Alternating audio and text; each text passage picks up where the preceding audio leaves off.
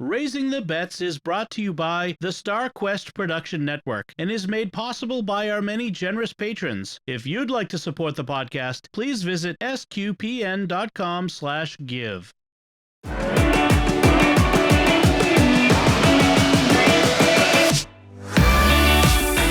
You're listening to Raising the Bets. We're a Catholic couple raising 5 kids outside of Boston. Join us as we share the joys and challenges of marriage, homeschool, and our adventures near and far as we make sense of the world and experience the best parts of our culture. I'm Dom Bettinelli. And I'm Melanie Bettinelli. I got a rasp in my throat all of a sudden. It's getting a little gravelly there. We were talking, I was recording Secrets of Rudy last night. Right. The movie Rudy, the 1993 movie for Secrets of Movies and TV shows. And I was talking about how the similarities to Rocky, and I was mentioning how, you know, at the end when Rocky's down on the mat and Burgess Meredith is there on the, you know, Mickey is on the side. Stay down, Rock, stay down. Doing my Burgess Meredith imitation. I've never seen Rocky, any of the Rockies. Really? The first one is really the one to see. It's an act. I mean, it is before it had become a franchise, and it was just a movie about a boxer, and a guy who just wouldn't give up, a guy from the streets who believed, which is a lot like Rudy, which is a great movie. So anyway, talk about what we're doing. So this week we actually got around to decorating Christmas, like we talked about last week. Decorating? Remember we talked about, is that a word? Yes, it's a word. Decorating is a word. That was the episode title. Decorating for Christmas. Man, I have no memory of that. So proof that I'm getting old. Yes, which lets you get away with a lot of things. So we did decorate on Saturday. We finally took down our tree, which was very dry. Very dry. The thing was like shedding pine needles. Like, how many times did we have to empty the vacuum cleaner? Twice. It filled up with needles and then dumped it again. There's like the patio. I dragged it out through the back door, and the patio is just covered in pine. It's like a blanket. It's like the forest floor of pine needles. Or fir needles, as the case may be. Sure. Technically. Now we know where Anthony gets it. So that, yeah, we got that done. I want our listeners who don't get the advantage of seeing to have a clear mental picture of what kind of tree we had. Fir tree. Yes, we had a fir tree. How many broken ornaments this year? I don't actually have an accurate count, because what happened was the plastic tray that had a bunch of the ball ornaments fell off of the table, and a bunch of them shattered. But the tray wasn't full because we've had those ornaments since we were married. And yes. So I think maybe it was like 3, possibly more. They're cheap, ball ornaments. When we bought them more than 10 years ago. Yeah. The boxes and the ornaments have a price tag that says $1.99. Yeah. So that's the cost of ornaments you buy when you have small children, because this is what happens. I mean, we lose some every year. And then we also lost some of the nicer ones. We lost one. Well, the one nicer one that broke is one that has broken in the past and been glued. And it keeps breaking. It broke along the fault line where it had been glued. We should do like Japanese kitsunagi and put like molten gold in there to seal it. I would love to get a kit and do that. Except the problem is that this is a porcelain ornament that has a picture on it. Yeah. So it would kind of make the picture. It would make a jagged thing across Mary's face. Well, right. Because it's a fine art nativity from the Renaissance. I forget which one, but yeah. I don't remember which one. But that's the thing. It's the price you pay. Every year, some ornaments get broken. That's just anybody who's got kids, anybody who's got a family. I remember once. Even if you don't have kids, they can get broken. I remember once in high school, actually just after high school, I think it was in college, hanging out with some of my high school buddies. It was, Christmas break at my buddy's house. And we're sitting around. We'd had a few beers, And I was sitting next to the tree, and I kept kind of like poking the ornaments, and they would fall off and break. Why? maybe more than a couple of beers. So, How many beers? or I would kind of like sway and brush against the tree. Finally, my friend Mike is like physically grabs me and moves me to the other side of the room. Like, just sit here as far from the tree as possible. We also know where Anthony gets it still. Although Anthony didn't break the tray of ornaments. That was Ben. He knocked that over. It was more like it was sitting too close to the edge of the table, and he brushed against it as he walked past. Like, he was not being crazy. They were not pricelessly replaceable heirlooms. They're just, cheap bulbs, and it's going to happen.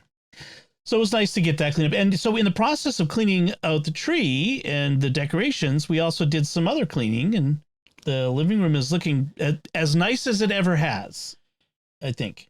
Yeah, it's kind of nice to have it looking so put together. I mean, it's not perfect. There's still some boxes in the corner that we still need to clear out, but just a few boxes now in one corner. And lots of shoes. 7 people, 3 or 4 pairs of shoe each. Because we live in New England, where you have to have shoes for every season. You have to have winter shoes and summer shoes. There's sneakers, sandals, hiking boots, snow boots, dress shoes.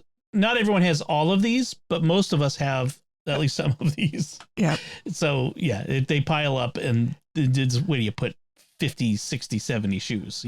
Right. I feel like Imelda Marcos here.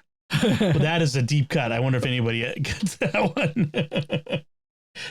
Yeah, I think you would have to be almost our age. Yes, you'd have to be pretty much our age. Look it up, kids. So, the living room getting cleaned up meant that I had to clean up the office, because we store some of the Advent stuff in here, not in the shed, so that we can get it out easier at the beginning of Advent. So we have like a big box of Advent books, kids books, and the creche, and the wreath for the door, and that sort of stuff. And that goes, we have a corner in the office that has some shelves, and we put seasonal stuff there. There's some Easter stuff there too. But it had all been piled in after we moved back in last fall. A bunch of stuff got piled in here, and there was a big telescope that we never used. And so finally, I put the telescope on Facebook in the Buy Nothing group. Got immediate response, which was really nice. Someone came by and got it. And then I just cleared out that corner and reorganized it.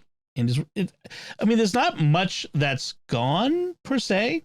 It's just really better organized because that telescope isn't in the way. So right, it wasn't really even not just the telescope taking up space, but just being in the way of other things. Exactly. Right, and then Sophie also was inspired to clean the girls' room.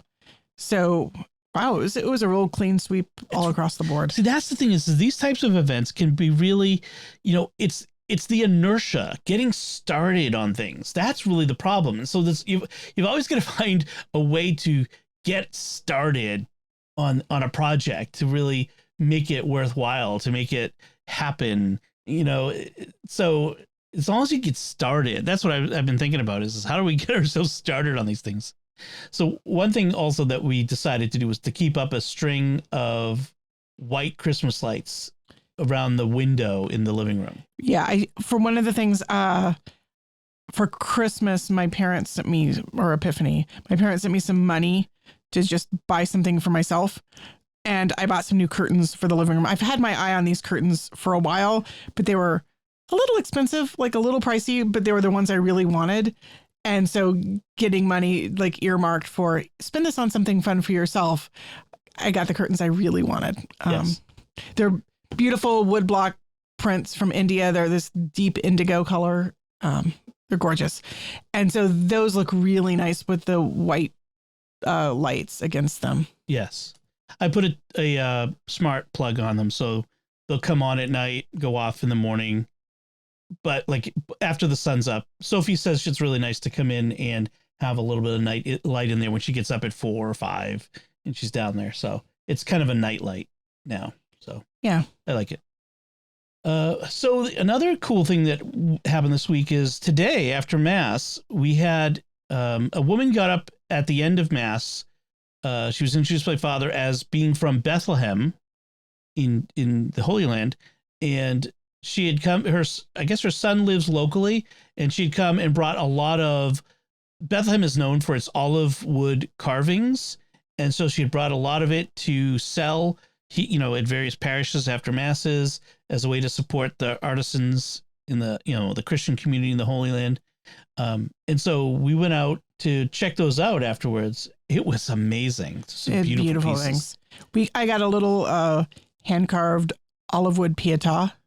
Yeah, which the kids were like all agreed that it would be really lovely on our prayer table during Lent. Yeah. So it goes along with, we have some other olive wood pieces we had before, a Holy Family, the flight to Egypt, and a Holy Family. And a Holy Family, just a Holy Family. So yeah, they go along. There was some really nice pieces there. There was this huge crucifix that had to be $800-$1,000. It was gorgeous. Oh yeah. I saw someone bought an icon, a hand painted icon for, I think they sold it for like $600. It was, so they had some really nice pieces, and they had some small stuff. Bella got herself a little crucifix. Yeah, and they had some beautiful Christmas ornaments. That's the other thing we have, is we have some olive wood Christmas ornaments for the tree. Yeah. I love them. Yes. I got those, I think, the year that we were married. We didn't have any Christmas ornaments, and those olive wood Christmas ornaments they came to Immaculate Conception, and I bought them, and they were one of the first things I had for the tree. Right.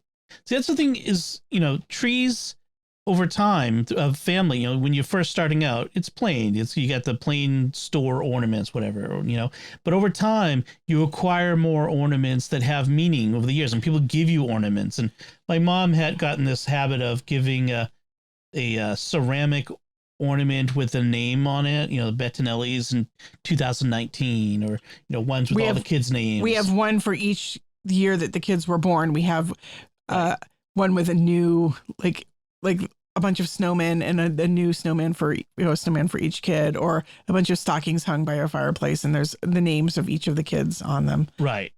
So we have one for each kid's birth year, which is nice, because when those come out, each kid hangs up the ornament that's for their particular birth year. That's their ornament. And of course I have my Doctor Who and Star Trek ornaments that go on the tree too. Of course. There's a Matt Smith Doctor. The Matt Smith Doctor, the 10th, 11th, and the Galileo shuttlecraft from the original series. But to go back to the folks from Bethlehem, so it was really nice. But there was a really interesting circumstance. You said it was like the United Nations at the table. Oh yeah, there's a little Polish lady who frequently sits near us at Mass, and she said something in Polish, and the woman from Bethlehem says, "Oh, my son's married to a Polish woman," and so they had a little exchange, just greetings in Polish, which was nice. And then, as I was waiting for her son to give me change, the man sitting next to me says to him that he studied in Jerusalem and he speaks Hebrew, and I think he also said he spoke Portuguese. I think he was Cape Verdean. And so that was kind of cool too. It was like, right. I'm hearing Polish, I'm hearing Hebrew, I'm hearing Portuguese, Arabic, probably French, because the Haitians. It was really fun. It's like the United Nations at our parish. It's a lot of fun. I love that aspect of our parish. It's the universal church right there in our little parish. So it's cool. So let's talk about food, what we've been eating. This week's recipe that we tried, or new recipe, was slow cooker roast beef with mushroom gravy. So I was being very diligent. The week before last, we had I got the circular for the weekly ad for the store, our grocery store, and they had beef eye round roasts on sale, $2.99 a pound. I think it was. It's a pretty good price. So I picked up a nice one, about 4.5 to 5 pounds, and then I looked up some recipes, and I looked at this, and it's a slow cooker, so it goes in your crock pot. It's a crock pot or slow cooker recipe, and so what you do is you take the roast, you salt it, then wrap it in plastic and put it in the fridge overnight. So 18 hours up to 24 hours, and then a couple. So I did around 2:00. The next day, I got it out, you pat it dry, then you rub it with oil and put some black pepper on it, and then you sear it in a skillet. Brown it on all sides. Then you put it in the slow cooker. Then you take some mushrooms, onion, tomato paste, and you cook those in the skillet until they've softened. Then you add some flour to coat it, just a little bit, a couple tablespoons. And then you whisk in some beef broth, which I happen to have on hand from previous recipe. I forget which one it was. A couple weeks ago. It was a recipe that had beef broth and vegetable broth. I forget what it was. It doesn't matter. So I had some beef broth in the fridge. So you add that in, you whisk it together, and then you add dried porcini mushrooms. This was the key. And some fresh thyme. And I started keeping fresh thyme on hand, buying it at the store and putting it in the fridge. It lasts for a few weeks. And there's so many recipes that call for thyme that I feel like that's the sort of thing. It's like having cilantro on hand. It's just, you're going to use it. So once that is, you bring it to a boil, then you pour it over the roast, you cover it, and you cook it on low for about 1.5 to 2 hours. I put a thermometer in it. I was looking to hit 125. Hit 125, you let it rest. And then the gravy that's left in the slow cooker, you add some butter and parsley, and you just let the butter melt, and then serve the gravy on the side, and you slice the roast pretty thin against the grain. And it was good. It was nicely cooked. It was tender.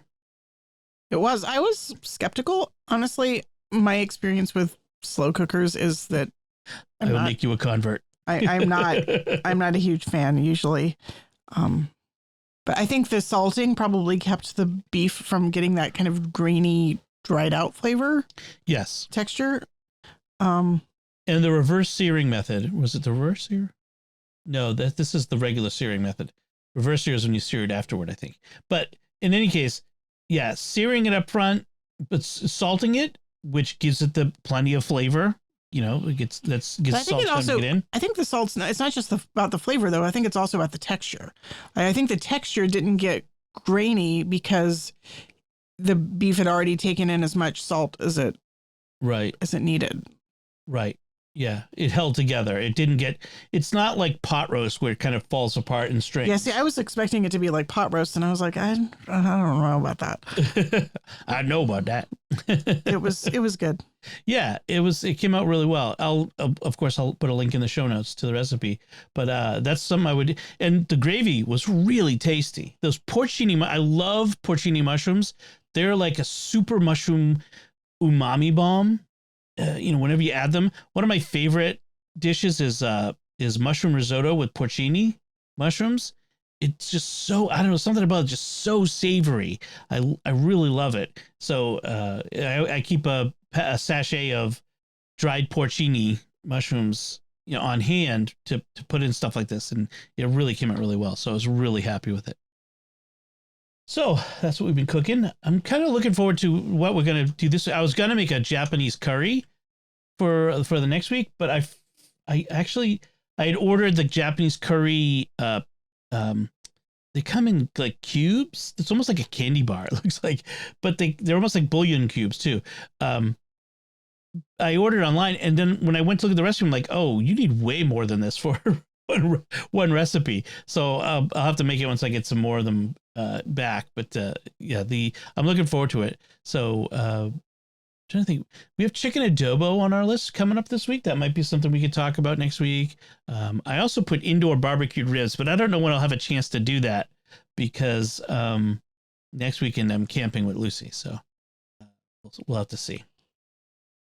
All right. So that's what we've been eating. Let's talk about what we've been reading and watching. So I finished another book already. Wow. Yes. I'm on a roll. I thought you were starting a really long book that you were expecting would take forever. I know. The last time I read a Brandon Sanderson book, it took me a month. This took me a week. It was awesome. That's impressive. I will credit it to the fact that Twitter killed all the third-party clients, and I was no longer reading Twitter in my spare time. I'm just reading my book. Well, there you go. I think that's actually a big reason. And of course, being a good book helps. So I really like Brandon Sanderson's books. I've really enjoyed his Stormlight Archive books. Those are the ones I've read so far. So this is from his first, I think it's his first series that he wrote called the Mistborn series. And this is like 20 years ago. This is like a 20-year-old series. And the first book is called The Final Empire. And I'm kind of, it's interesting to me how similar it is to the Stormlight series in broad strokes, but also I can see how far he's progressed as a writer. Now, some people I know have said that they don't like his voice. There's something annoying about it. They don't really care about his characters. I'm not experiencing that, but it is interesting. I really enjoy his world building. He has the most unique magical systems I've seen in there. In the Mistborn, the magic is called allomancy, and certain people have the ability to, if they swallow metal alloys, usually in a solution, like in a liquid, they can burn them in their stomach. They can like use them up and it comes out in certain kinds of powers. So different alloys give them different abilities. So one will allow them to push off of metal. So they can use they can push away from it. Others will allow them to pull on metal. Like magnetism almost, sort of? Yeah, almost like that. So like they could either pull it to them if it's free, and also like the physics matters. So if you're heavier than it, it will come to you. If it's heavier than you, or if it's attached to something heavier than you, you will go toward it. There's a physics involved. I like it when magic takes into account physics. Exactly. Right. Physics is very important in it too. Some of them are external like that. Others are internal. Like you can burn a metal that allows you to either, they call it soothe or riot emotions. You can pump up another person's emotions or tamp them down. There are other ones that allow you to detect other people using allomancy or to hide yourself doing allomancy, and so on and so forth. And most of the people who have these abilities have one ability. They can do one of these things, but there are very few called the Mistborn that can do them all. And so this involves some of these people who can do these. And so but the milieu is interesting. The world is interesting because it's basically imagining what if. See, I'm wishing you didn't tell me, because I'm kind of interested in reading them, and I don't want so much detail. I kind of want to be surprised. You learned this really early, and I haven't really all of this is in the preface, the allomancy stuff. No, but I won't go into detail. Okay. Let me just say, oppose the philosophical, like a broad philosophical. What would happen if a hero saved the world and broke it? That's no. Don't worry. I'm not ruining anything. No, I like to go into books with knowing nothing, and See, now I'm. How do I talk? Okay, you go out of the room, and I'll tell the listeners about it. Yeah. I mean, I'm kind of wishing I'd walked out of the room. Okay, trust me, there is way more than what it. But Sanderson's really good at world building and creating. In fact, over time, he's created something called the Cosmere, where all of his books, even like all the series, even though they don't take place in the same quote unquote world, they're in connected worlds. And sometimes those worlds overlap, and people from one world will show up in another, somehow, like crossing dimensions, like the multiverse sort of thing. So it's fascinating. And then, but also Sanderson as a writing businessman, like he's built this business out of writing. He has employees, and he's like he's not just dependent on the publisher. He's like he gets contracts the artist for his book covers, and he does all the work. And in fact, the first Stormlight book, The Way of Kings, I think it was that one that he did as a Kickstarter and raised $14 million. Which is way more than any author gets in an advance, especially a sci-fi author would ever get in an advance. So it's kind of fascinating. So he realized that he could actually get a better advance by yes self-funding. He's pretty smart. He's a smart guy, and And the money goes to him as opposed to the publisher. Right. So, although he's probably get some deal that he has to also give it to the publisher or something like that. But it's guaranteed buyers, people have bought it. Anyway, so the first book called The Final Empire is really good. I had bought it as there was an Amazon deal where you could get like the first 3 books of the series in the trilogy in one binding for, $8 or some deal like that. It was, or $9. It was a really good deal. So I had that on Kindle. They're really long, but, and I was like, okay, I'm going to read the next one. I'm going to read a short book of a different kind. And I'm like, nah, I'm just gonna read the next one in the series and try to get through that one just as quick. So we'll see. That one will probably take me a couple of weeks, but we'll see. We'll see how it goes. All right. So that's what I've read. What have you read? Okay. So I read The Case of the Missing Servant, which was a mystery novel, as you could tell from the title. It's the first in the Vish Puri series by Tarquin Hall. And Vish Puri is an Indian detective in the Indian city of Delhi.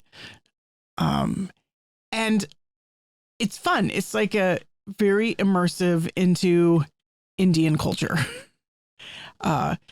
So his primary case in the book is this, The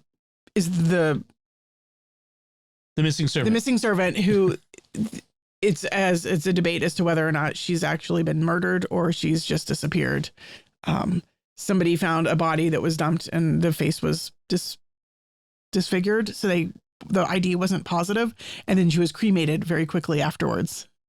But then he has other cases in the background where he's actually doing, like, he runs a detective agency, and so he has a lot of like his bread and butter is investigations into background checks, basically, of people for arranged marriages, like my son or daughter's prospective spouse, to like investigate their background and make sure they're.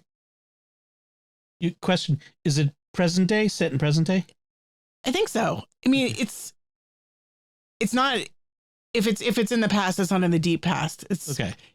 It's people have cell phones and okay. So the internet and stuff. Cell phone, computers, age, internet age. Right. Yeah. So it's current day India with all of the different social castes and classes and lots of different languages and just really complex social stuff going on. And he's a family man. He's an older guy. He's middle-aged. He's married. He has adult kids.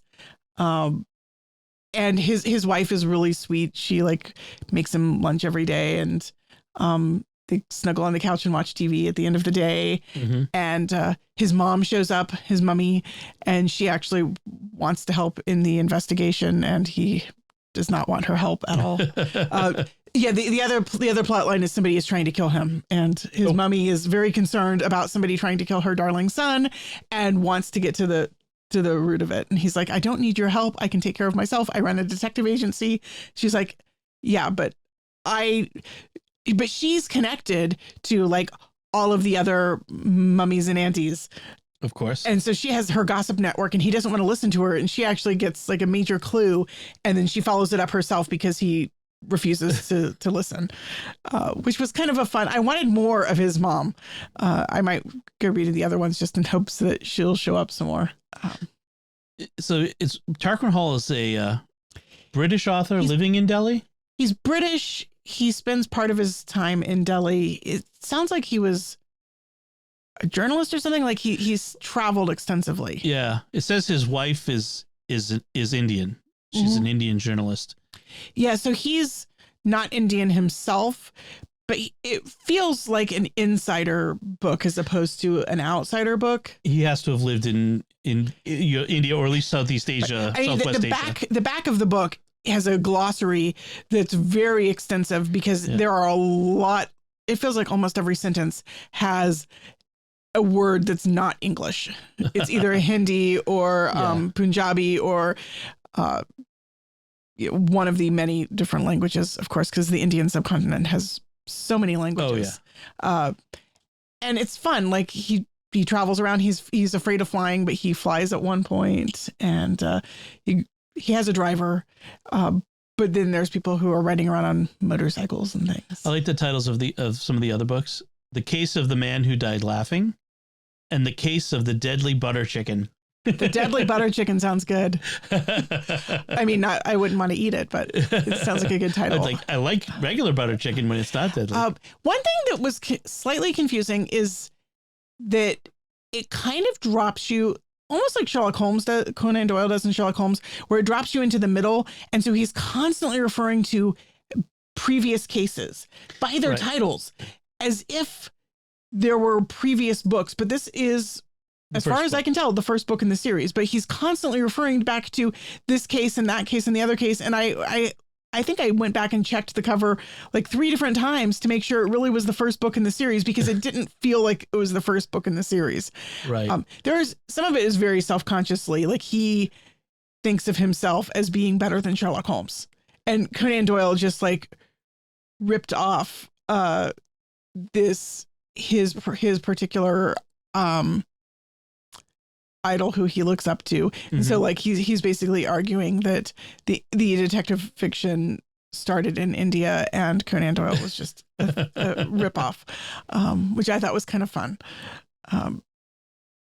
Yeah, I'm looking through the other books. The most recent one was in 2020, so maybe he's got more coming out along those lines.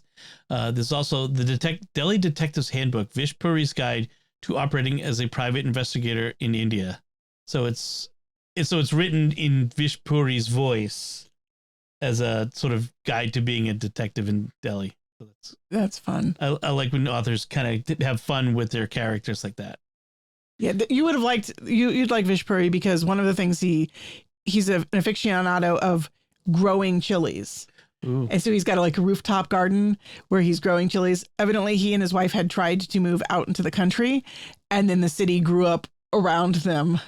So he's kind of a thwarted guy who wants to live in the country, and but he does have a rooftop garden and he grows the hottest chilies. Is food like a big part of the food is a huge part. In fact, he's a middle-aged guy. He's supposed to be on a diet, and he's constantly sneaking food and lying to his wife about it. And his friends and family members all affectionately call him Chubby. Everybody in the book everyone who works for him in his detective agency has a nickname. One of the female investigators, her nickname is Face Cream, and there's a male detective investigator whose nickname is Tube Light. I mean, there's just like really random names. It gives it a certain flavor, though. It was fun. It reminds me of the Robert Parker Spencer detective novel set in Boston. I remember reading that, I think I was in high school, and the fact that he was a gourmand and he would describe the dishes he's cooking. I think that's one of the reasons why I love to cook now, is like that influence of Robert Parker, reading about it, watching Julia Child on TV, and some of that stuff like that was what really got me interested in cooking. So I like when the writers include that in it. Oh, you would love this because it's all about the Indian food. I had to look up what the dishes were a lot, because there were a lot that there were a lot I recognized, but there were quite a few that I didn't recognize too. It'd almost be like you could almost start a book club of authors from different countries and their food, like detectives. Like it'd be cool to find like a Japanese detective who's always talking about the food, and a Chinese detective, or I'm trying to remember if Number One Detective Agency talks about food very much. Is that the one in Africa? Yeah. Yeah. That would be interesting, because I think there's a connection between like Private Eye and food. I don't know. This is some kind of thing there. I know Dean Koontz's books frequently highlight food.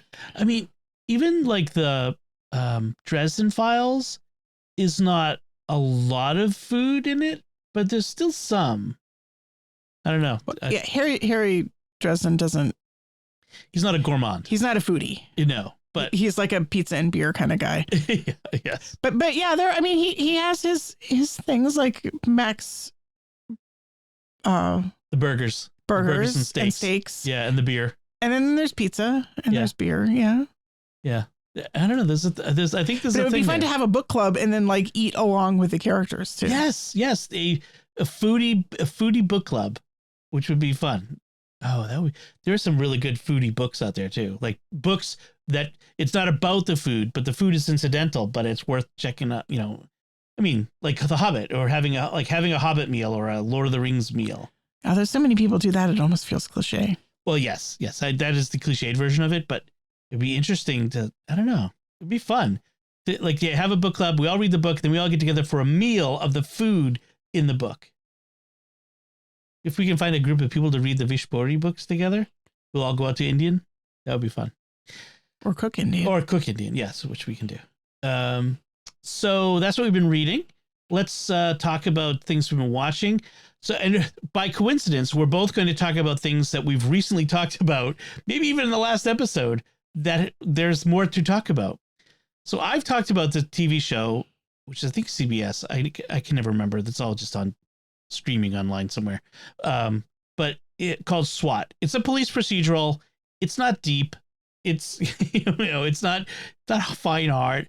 It's a show about cops, and every week they have an unlikely situation that they capture some criminals, some bad guys, and there's shoot 'em ups and fast cars and that sort of thing. But I've mentioned before that this one character, Deacon, and I think the last time I talked about how Deacon was helping one of the other cops who's having a crisis with the mother of his child about baptizing a baby, and helping him to come to grips with, how do I convince her? I'm not a religious guy. Why am I think this is so important? So this week, that character himself, his name is in the show is Deacon, is he goes through a little bit of a crisis, not a crisis of faith, but it comes, he sees a priest that he knew years ago who helped him through this really bad situation. He was in a car accident. His best friend died. He survived. He carried the guilt of his friend's death. At the time, he wasn't religious but was angry at God. And as he worked through it, his faith blossomed and grew, and he met his wife, and he wouldn't be the man he is today. But the very deep faith that he talks about on the show, in his life, if his friend hadn't died, and he feels guilty about that. And so you go through the show with it. In the end, the very last scene is Deacon is in confession with this priest in the booth talking about it. And the priest, takes him back to that time and says, remember, the funeral. Well, I didn't get to go to the funeral. I was in the hospital. He goes, yes. And the day of the funeral, I wheeled you down to the chapel in the hospital. And you remember what it was like? He says, yes. And, we went in there, and the stained glass and the light and the altar, and the monstrance was there. He says this, and I couldn't take my eyes off of Christ, he says. Wow. This is on network television, and the priest is a good guy. He's like actually a good priest. He's not a jerk. He's not like have a secret crime. He's like, no, he's a good guy. And it was like, wow, it's not The Chosen. You know what I mean? The Chosen is what is, I don't think I've seen on a regular TV show a depiction of the practice of Catholic faith as a disciple the way I saw it on this show. This guy is a intentional disciple in that sense. I was like flabbergasted.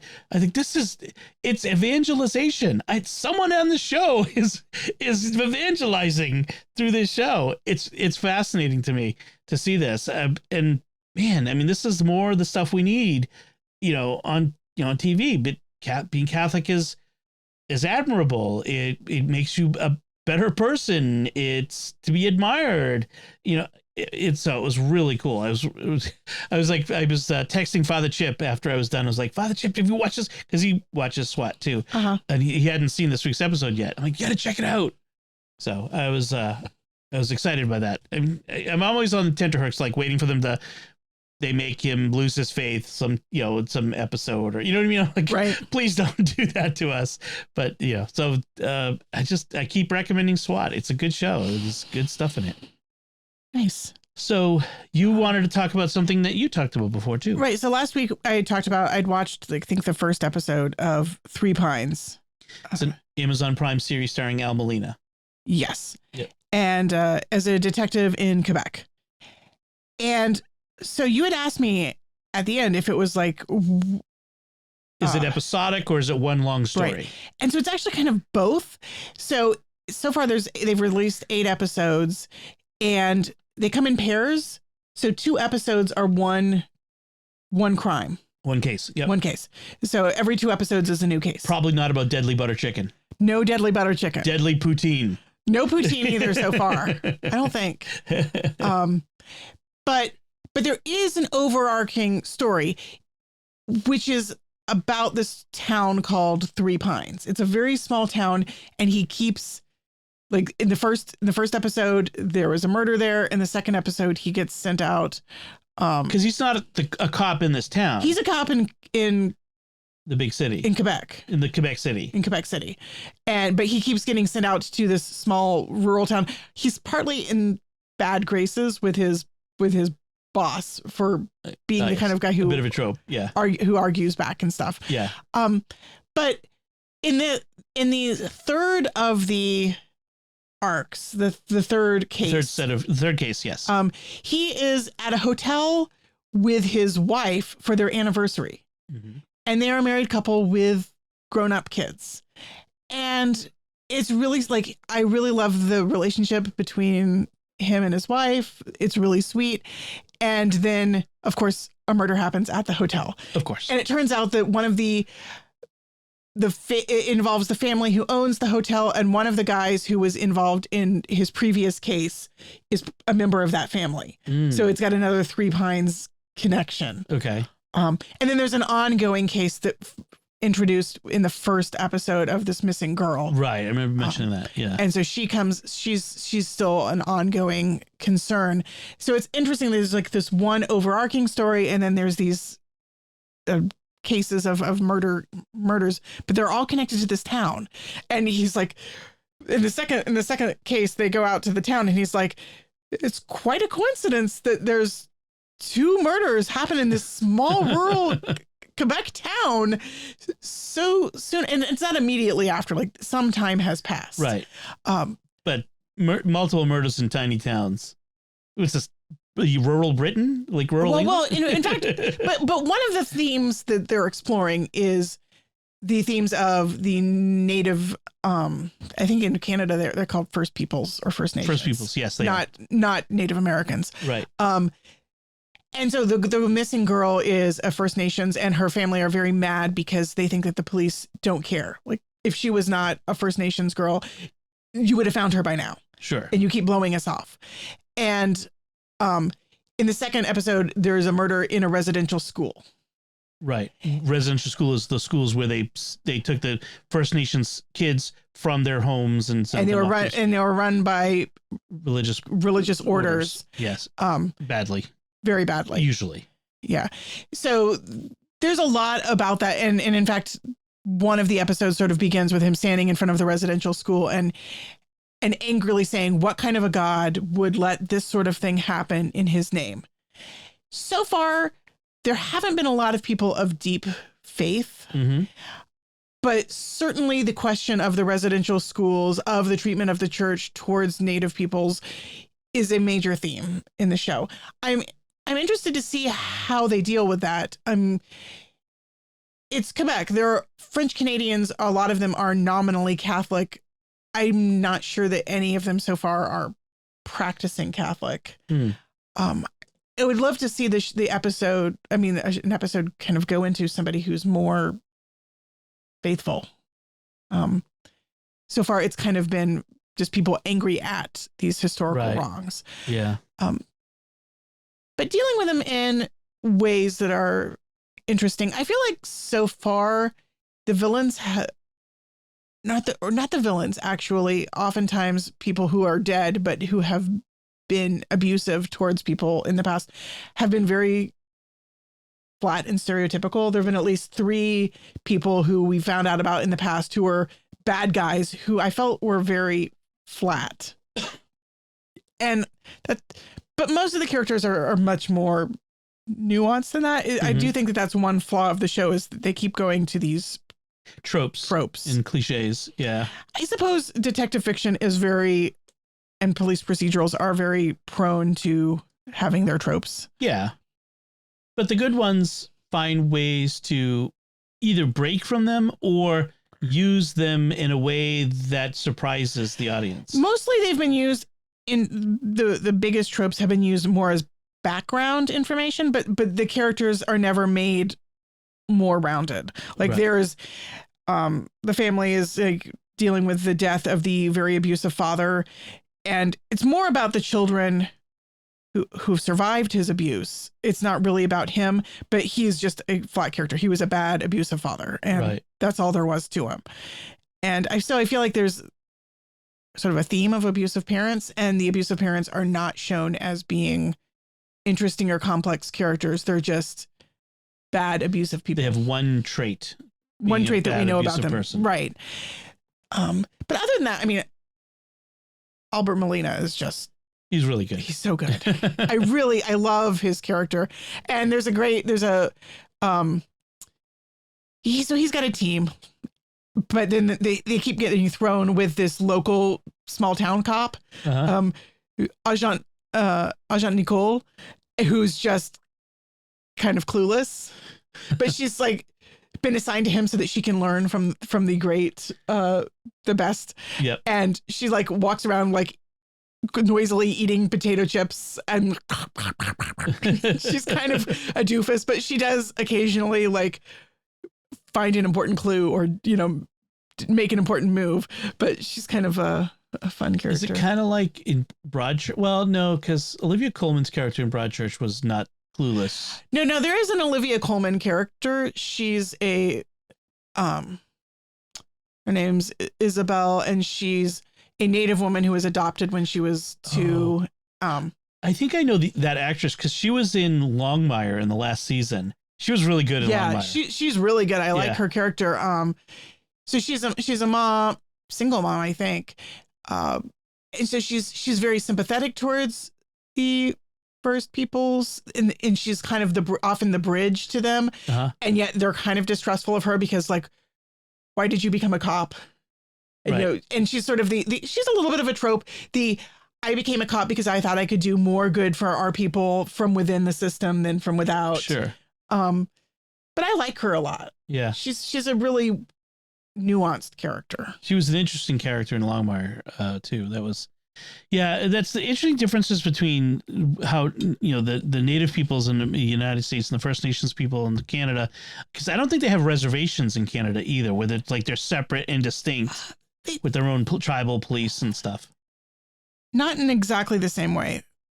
There's kind of sort of reservation. There are reservation lands. Yeah. But I'm not sure. I don't think they're set up quite the same way legally in terms of being sovereign nations. Yeah. But the interesting thing is everything is bilingual. People are frequently speaking French. The police force in Quebec is the Sécurité. Right. And so there's a very heavy French flavor. And then there's some of the native peoples are speaking their own native languages too. So it's a very multilingual show. That's cool. I really like it. It's beautiful countryside. Oh yeah. Quebec is beautiful. It is gorgeous. Yeah. Do they film, is it year round? Like, is it? Oh, there's a lot of stuff in snow. In fact, the first episode takes place in winter. Okay. I'm curious whether they cover the whole year. I don't know. If so far it's all had a very atmospheric, bleak winter quality. Because they might have all filmed it all from October to December. No, actually, the last 2-episode arc, it wasn't winter. Like there was a character, they were eating outside, and there was a character outside in the rain. So I guess it was probably spring. Okay. Cool. Now that I think about it. Yeah. So that's Three Pines on Amazon Prime. All right. So that brings us to discussing this week's gospel and the themes from the readings this week. Oh, I forgot to pull up the readings. let me grab from the USCCB site. USCC is it 2C's. Thank you. And so it was, the general theme was kind of the call. The first was the first is kind of I don't know, it's an Isaiah reading, and I'm not sure. And Father Bob was a guest celebrant this week. He's the local Episcopal vicar or whatever. Anyway. Something vicar. He's one of the local vicars, and he didn't talk much about the first reading itself, but it's, the Lord degraded the land of Zebulun and the land of Naphtali, but in the end he has glorified the seaward road, the land west of the Jordan, the district of the Gentiles. And it's very conceptual. As people make merry when dividing the spoils, for the yoke that burdened them, the pole on their shoulder, and the rod of the taskmaster you have smashed, as on the day of Midian. So it's sort of like the important verse is, the people who walked in darkness have seen a great light. That's the one that we always remember from this. Right. So that was the first reading. The second reading is from Paul, 1 Corinthians. And this one is, I think, where Father really grabbed onto, because this is the one where it has been reported to me about you, my brothers and sisters, by Chloe's people, snitches get stitches, that just kidding, that there are rivalries among you. I mean, that each of you is saying, I belong to Paul, or I belong to Apollos, or I belong to Cephas, or I belong to Christ. Is Christ divided? Was Paul crucified for you? Were you baptized in the name of Paul? My favorite bit is was Paul crucified for you? Like, I just kind of feel I'm not Paul, dead yet. I feel Paul just absolutely flabbergasted and just... Was I crucified for you? No. No. I'm not your savior. I'm just the guy who's telling you about Jesus. And Father made the point, like, hey, there's nothing new under the sun.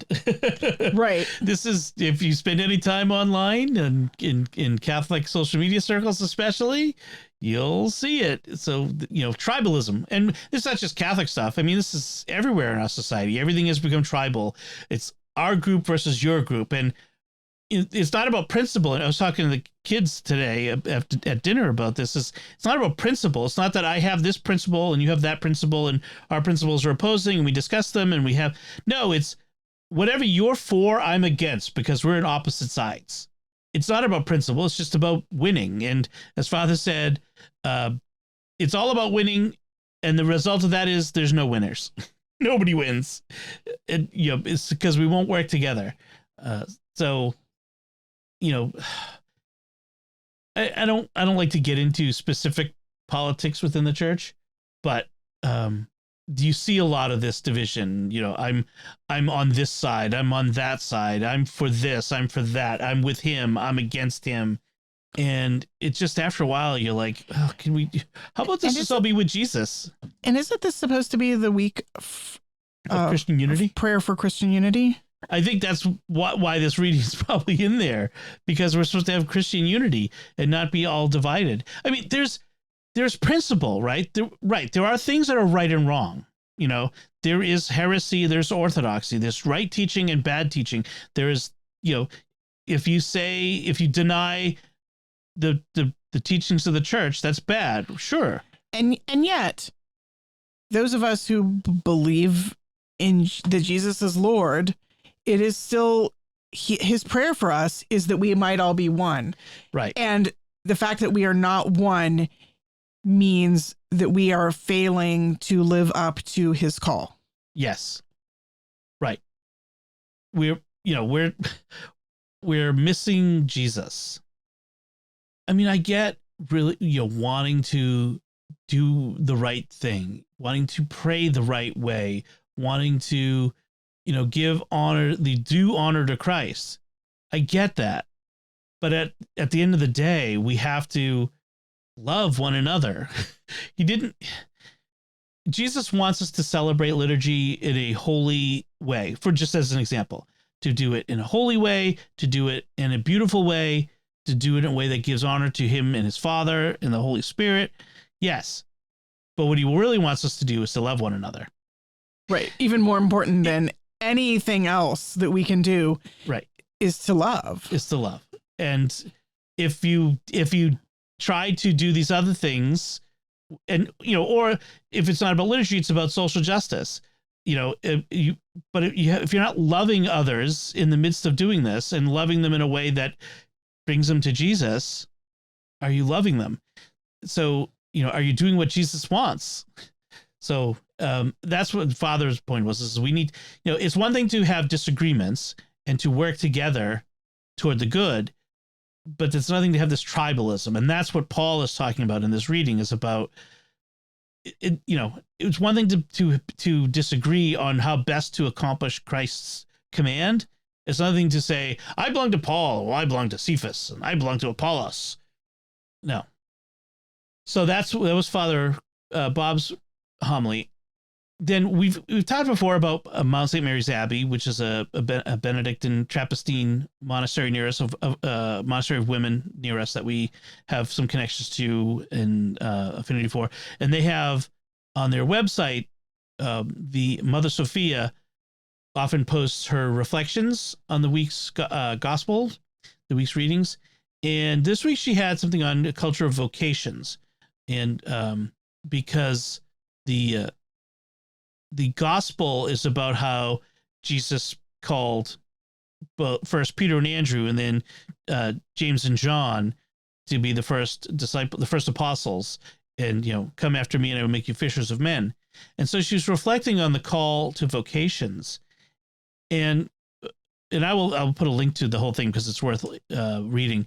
But in it, she talks about how every vocation comes from elsewhere, comes from outside us. Our vocation comes from God. Okay. And then we take that call and we cultivate it in a community or in a family, but also in our hearts, in ourselves. So if you're called to religious life or called to the priesthood, then you cultivate that call in a seminary or in novitiate. And then eventually, even once you're ordained or you take your vows, you're still cultivating that call. You still, the vocational act, so to speak, doesn't end, just like being married doesn't end at the vows at the altar. It's when it begins. It's just the start. And you have to continually work on growing in your vocation the rest of your life. So she says that vocation is an external call that leads to a change in our whole being. And she says our call's an event and an ongoing story existing in 3 dimensions. In the past, we remember a moment in which we perceived a call to leave everything familiar and follow Jesus on a path of life as yet indistinct, but one that promised purpose, fulfillment, and intimacy. We felt known, loved, and claimed by Christ as his own. Everything that happens afterwards hangs on this moment. And, I think about that in the past, like or whether when you agreed to marry me or when we said our vows at the altar, everything that happened afterward hung on that moment, and just the importance of that moment. But our call also exists in the future. We look toward another moment in which we'll be called to leave everything again, this time fully and finally, and be drawn into the unknown horizon of God's eternity. We do not know where we are going, but we put our trust in one who loves us. Everything that happens beforehand prepares for this moment. Our vocation, the purpose of our vocation, is to prepare us for eternity. Right. That's easy to forget, especially in the day-to-day grind of school and work and feeding children who demand to be fed every day and keeping a house over our heads and clothes on our backs. And in a way, I guess we who aren't living a religious a monastic vocation, it's tempting to idealize and say, well, it would be a lot easier if you were going to church every day and praying the Liturgy of the Hours and living in an abbey and community. But I can imagine even there, routines have a habit of help making us lose sight of the goal. Yes. Right. You can get into a rut and you take your eyes off the horizon and start looking at your feet. and that's the equivalent. I mean, in a marriage, it's easy to forget what we're really about, and how we're really here to help each other grow in such a way, grow to love God. My job is to help you grow to love God more, and vice versa, and in each other. It is in you that I will grow in love with Christ. That's my vocation, and vice versa. You will grow in love in Christ through me. And just like in a religious order, you grow in love of Christ through the community. That's your vocation. You don't do it alone. No one does it alone. I mean, unless you're a hermit, I suppose. If you're a hermit, you might be doing it alone. In which case, you're totally reliant on the Holy Spirit. Although it's interesting that even like the great hermit saints often spent at least some part of their life with others teaching. Like St. Anthony of the Desert, whose feast day we just celebrated, he was called out to the desert to live alone, and yet he gathered around himself, or they came in looking for him. He didn't gather them. Right. But a community gathered around him. Right. And he founded the first monastery because these people came looking, they were attracted to him. Or Christ called them to him. And then he ended up doing that for a while. And then he's like, okay, I'm done with living with all you people. And he went off to like go look for the desert again, right. Isolation and solitude. But his entire life, his entire journey wasn't solitude. Like solitude was a part of his journey, but community was also a part of his journey. Well, and Father Connors makes the point that in this gospel, Jesus, he sets the theme: repent, for the kingdom of God is at hand. The kingdom of heaven in this gospel is the kingdom of heaven is at hand. And then he goes out and gets disciples. He gathers people. He says, I have no intention of doing this alone. I am doing this with and through others. This is not me and everyone. It is me through you to them. And that he set the stage for that. This is what we're going to do. So that's future, is the past, future, and in the present, she says, we must seek to discern the golden thread of God's action in the vicissitudes of life, to listen for the whispered directives of the Spirit amid a cacophony of voices, to find again the guiding hand in the gloom. We inhabit a process of becoming, not becoming someone else, but becoming who God created us to be. It's hard to think she lives in a monastery where she talks about the cacophony of voices. Right. Certainly there's a cacophony of voices in our household too. And sometimes it's hard to hear the whispering directives of the Holy Spirit. But a monastery is, it's a community of people. Well, it's a family. Yes. I mean, Saint Benedict bases his monastic rule on the idea of the monastery as family. Right. The abbot or abbess stands in the persona mom or dad, really. Right. And as an abbess, we call her mother. Right. She is a mother. So, yeah. And so in the present, so we have the past, the future, and in the present, we're just seeking that golden thread to follow, right? Just the life is full of distractions and obstacles and challenges.